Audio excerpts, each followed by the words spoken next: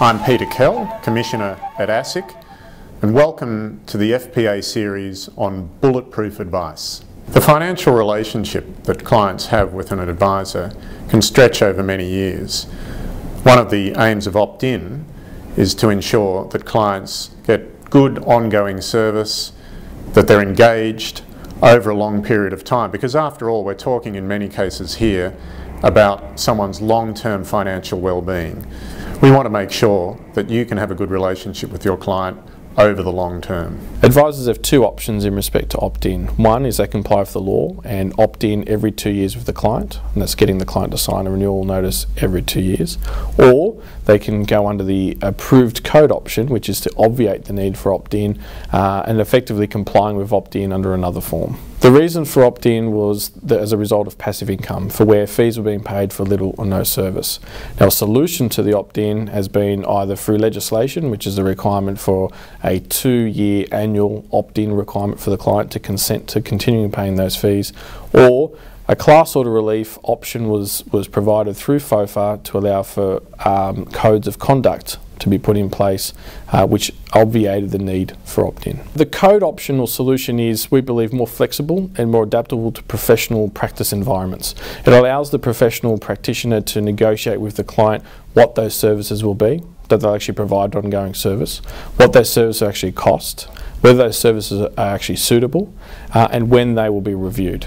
And obviously at that point in time, getting the client's consent that they're happy to continue on with the services and the payment of those services. So we offer a flexibility and a situation in which you're able to negotiate that with the client. In respect to obviating the need and the approval of codes, there are still some unanswered questions.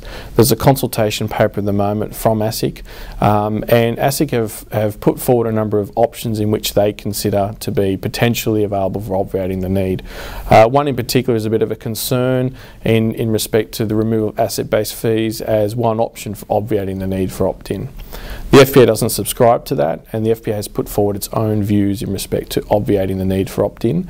And our solution, if you like, or principles in respect to that, revolve around the engagement process of the opt-in arrangement or the ongoing service arrangement, and the continued relationship and the suitability of those services. So number one, what is the ongoing service relationship?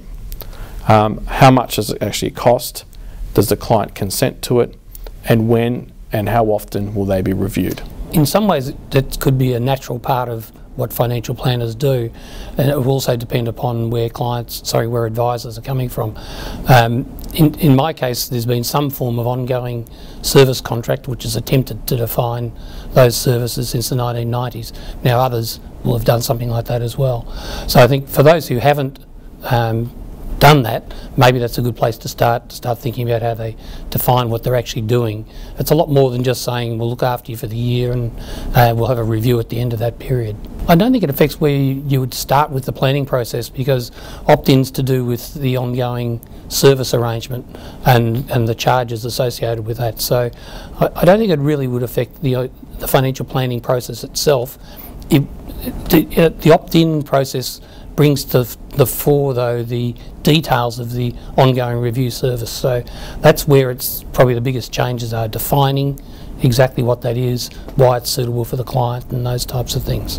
I don't think it's going to be that difficult if you're used to having annual reviews, if you've got an ongoing service contract, because in the end it's going to be some sort of confirmation from the client that they want to keep going with that opt-in, or they want to opt in to that particular arrangement. I think everyone will run into some problems. Some clients, as they get older, will be forgetful, won't respond, they'll be sick, they'll be overseas, and you'll run out of time, and therefore things will stop, they'll have to be restarted. There's a question of catching up on payments when you might have been providing services, because not all services are provided face-to-face with the client. To some extent it will, but generally I don't think it's going to have a huge impact. It will impact those advisors and their clients who've charged and haven't done anything at all, but it's not going to change the nature of advice too much, I don't think. The biggest change is the legislative one that's already occurred, whereby trailing commissions, those types of things are being banned, and that's what facilitated the payment without service type of arrangement, which has been contentious and in part has led to the FOFA arrangement. Look, I can understand if they've got a large amount of change to put through their business because they don't have ongoing services contracts in place, let's say, as a good starting point. It also would vary depending on the number of clients they have and what sort of market niche they're operating in. Now, in the big cities, it's a bit easier to home in on a smaller group of clients. When you go out to the country areas, to some degree it's going to be harder because they'll have a more diverse group of clients usually, and they'll be smaller clients and larger clients.